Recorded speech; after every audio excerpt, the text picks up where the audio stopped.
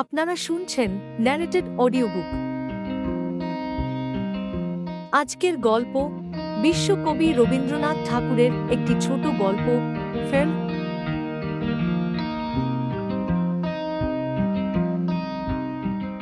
শুরু হচ্ছে ফেল।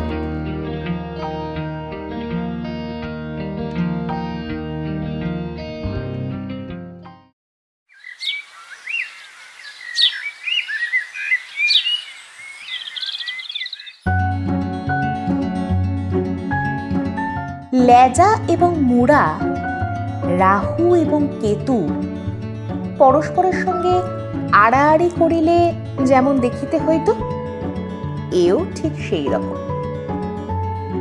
প্রাচীন হালদার বংশ দুই খণ্ডে পৃথক হইয়া প্রকাণ্ড বসত বাড়ির মাঝখানে এক ভিত্তি তুলিয়া পরস্পর পিঠাপিঠি করিয়া বসিয়া আছে।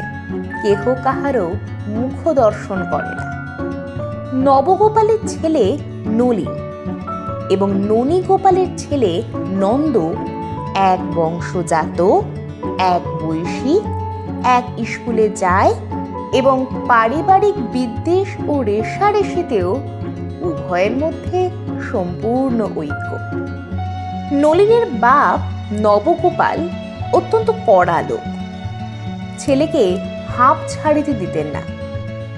পড়াশোনা ছাড়া আর কথা ছিল না।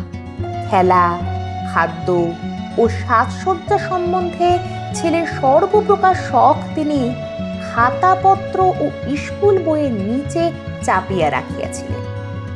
নন্দর বাপ ননী গোপালের শাসন প্রণালী অত্যন্ত শিথিল ছিল। মা তাহাকে অত্যন্ত ফিটফাট করিয়া সাজাইয়া স্কুলে পাঠাইতেন। আনাদিনে জলপানীয় সঙ্গে দিতেন। নন্দ ভাজা মশলা ও কুলপির বরফ, লাঠিম ও মার্বেল গুলিকা ইচ্ছা মতো ভোগ বিতরণের দ্বারা যশস্বী হইয়া উঠিয়াছিল। মনে মনে পরাভব অনুভব করিয়া নলিন কেবলই ভাবিত, নন্দর বাবা যদি আমার বাবা হইত এবং আমার বাবা যদি নন্দর পিতৃস্থান অধিকার করিত, তাহা হইলে নন্দকে মজা দেখাইয়া দিতাম। কিন্তু সেরূপ সুযোগ ঘটিবার পূর্বে ইতিমধ্যে নন্দ বৎসরে বৎসরে প্রাইজ পাইতে লাগিল। নলিন রিক্ত হস্তে বাড়ি আসিয়া স্কুলের কর্তৃপক্ষের নামে পক্ষপাতের অপবাদ দিতে লাগিল। বাপ তাহাকে অন্য স্কুলে দিলেন, বাড়িতে অন্য মাস্টার রাখিলেন, ঘুমের সময় হইতে 1 ঘন্টা কাটিয়া পড়ার সময় যোগ করিলেন, কিন্তু ফলের তারতম্য হইল না। নন্দ পাশ করিতে করিতে বিএ উত্তীর্ণ হইয়া গেল। নলিন ফেল করিতে করিতে এন্ট্রান্স ক্লাসে জাঁতিকলের ইঁদুরের মতো আটকা পড়িয়া গেল।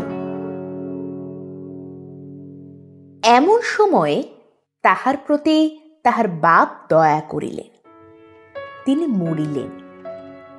3 বৎসর মেয়াদ খাটিয়া এন্ট্রান্স ক্লাস হইতে তাহার মুক্তি হইল এবং স্বাধীন নলিন আংটি, বোতাম, ঘড়ির চেনে আত্মপান্ত ঝকমক করিয়া নন্দকে নিরতিশয় নিষ্প্রভ করিয়া দিবার চেষ্টা করিতে লাগিল।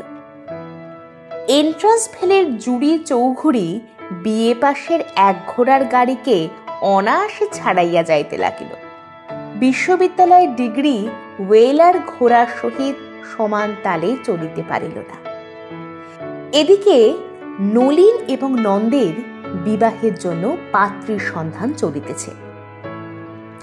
নলিনের প্রতিজ্ঞা, সে এমন কন্যা বিবাহ করিবে যাহার উপমা মেলা ভার, তাহার জুড়ি এবং তাহার স্ত্রীর কাছে নন্দকে হার মানিতেই হইবে। সবচেয়ে ভালো জন্য যাহার আকাঙ্ক্ষা, অনেক ভালো তাহাকে পরিত্যাগ করিতে হয়। কাছাকাছি কোনো মেয়েকেই নলিন পছন্দ করিয়া খতম করিতে সাহস করিল না, পাছে আরো ভালো তাহাকে ফাঁকি দিয়া আর কাহারও ভাগ্যে জোটে। অবশেষে খবর পাওয়া গেল রাউলপিন্ডিতে এক প্রবাসী বাঙালির এক পরমা সুন্দরী মেয়ে আছে। কাছে সুন্দরীর চেয়ে দূরের সুন্দরীকে বেশি লোভনীয় বলিয়া মনে হয়। নলিন মাতিয়া উঠিল। খরচপত্র দিয়া কন্যাকে কলিকাতায় আনানো হইল। কন্যাটি সুন্দরী বটে। নলিন কহিল, যিনি যাই করুন, ফস করিয়া রাউলপিন্ডি ছাড়াইয়া যাইবেন এমন সাধ্য কাহারও নাই। অন্তত এ কথা কেহ বলিতে পারিবেন না যে এ মেয়ে তো আমরা পূর্বেই দেখিয়াছিলাম, পছন্দ হয় নাই বলিয়া সম্বন্ধ করি নাই। কথাবার্তা তো প্রায় এক প্রকার স্থির। পানপত্রের আয়োজন হইতেছে। এমন সময়ে একদিন প্রাতে দেখা গেল ননীগোপালের বাড়ি হইতে বিচিত্র থালার উপর বিবিধ উপঢৌকন লইয়া দাসী চাকরের দল সার বাঁধিয়া চলিয়াছে। নলিন কহিল, দেখে এসো তো হে, ব্যাপারখানা কি? খবর আসিল নন্দর ভাবি বধূর জন্য পানপত্র যাইতেছে। নলিন তৎক্ষণাৎ গুড়গুড়ি টানা বন্ধ করিয়া সচকিত হইয়া উঠিয়া বসিল। বলিল, খবর নিতে হচ্ছে তো। তৎক্ষণাৎ গাড়ি ভাড়া করিয়া ছড়ছড় শব্দে দুধ ছুটিল। বিপিন হাজরা ফিরিয়া আসিয়া কহিল, কলকাতার মেয়ে, কিন্তু খাসা মেয়ে। নলিনের বুক দমিয়া গেল। কহিল, বলো কি হে? হাজরা কেবলমাত্র কহিল, খাসা মেয়ে। নলিন বলিল, এ তো দেখতে হচ্ছে। পারিষদ বলিল, সে আর শক্তটা কি? বলিয়া তর্জনী ও অঙ্গুষ্টে একটা কাল্পনিক টাকা বাজাইয়া দিল। সুযোগ করিয়া নলিন মেয়ে দেখিল। যতই মনে হইল এ মেয়ে নন্দর জন্য একেবারে স্থির হইয়া গেছে, ততই বোধ হইতে লাগিল মেয়েটি রাউলপিণ্ডজার চেয়ে ভালো দেখিতে। দ্বিধা পীড়িত হইয়া নলিন পারিষদকে জিজ্ঞাসা করিল, কেমন ঠেকছে হে? হাজরা কহিল, আগে আমাদের চোখে তো ভালোই ঠেকছে। নলিন কহিল, সে ভালো কি এ ভালো? হাজরা বলিল, এই ভালো। তখন নলিনের বোধ হইল ইহার চোখের পল্লব তাহার চেয়ে একটু যেন ঘন, তাহার রংটা ইহার চেয়ে একটু যেন বেশি ফ্যাকাশে, ইহার গৌরবর্ণে একটু যেন হলদে আভায় সোনা মিশাইয়াছে। ইহাকে তো হাতছাড়া করা যাবে না। নলিন বিমর্ষভাবে চিত হইয়া গুড়গুড়ি টানিতে টানিতে কহিল, ওহে হাজরা, কি করা যায় বলো তো? হাজরা বলিল, মহারাজ, শক্তটা কি? বলিয়া পুনশ্চ অঙ্গুষ্টে তর্জনীতে কাল্পনিক টাকা বাজাইয়া দিল। টাকাটা যখন সদ্যই সশব্দে বাজিয়া উঠিল, তখন যথোচিত ফল হইতে বিলম্ব হইল না। কন্যার পিতা একটা অকারণ ছুতা করিয়া বরের পিতার সহিত তুমুল ঝগড়া বাঁধাইলেন। বরের পিতা বলিলেন, তোমার কন্যার সহিত পুত্রের যদি বিবাহ দিই তবে, ইত্যাদি ইত্যাদি। কন্যার পিতা আরো একগুণ অধিক করিয়া বলিলেন, তোমার পুত্রের সহিত আমার কন্যার যদি বিবাহ দিই তবে, ইত্যাদি ইত্যাদি। অতঃপর আর বিলম্ব মাত্র না করিয়া নলিন নন্দকে ফাঁকি দিয়া শুভ লগ্নে শুভ বিবাহ সত্বর সম্পন্ন করিয়া ফেলিল।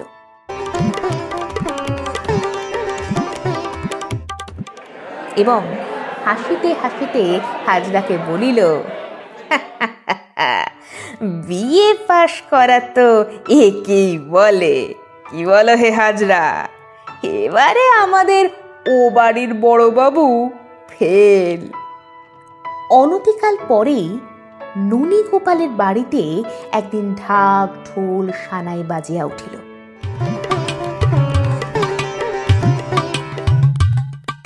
নন্দর গায়ে হল। নলিন কহিল, ওহে হাজরা, খবর লও তো, পাত্রীটি কে? হাজরা আসিয়া খবর দিল, পাত্রীটি সেই রাউলপিন্ডির মেয়ে। রাউলপিন্ডির মেয়ে? নলিন অত্যন্ত হাসিতে লাগিল। ও বাড়ির বড়বাবু আর কন্যা পাইলেন না, আমাদেরই পরিত্যক্ত পাত্রীটিকে বিবাহ করিতেছেন। হাজরাও বিস্তর হাসিল, কিন্তু উত্তরোত্তর নলিনের হাসির আর জোর রহিল না। তাহার হাসির মধ্যে কীট প্রবেশ করিল। একটি ক্ষুদ্র সংশয় তীক্ষ্ণ স্বরে কানে কানে বলিতে লাগিল,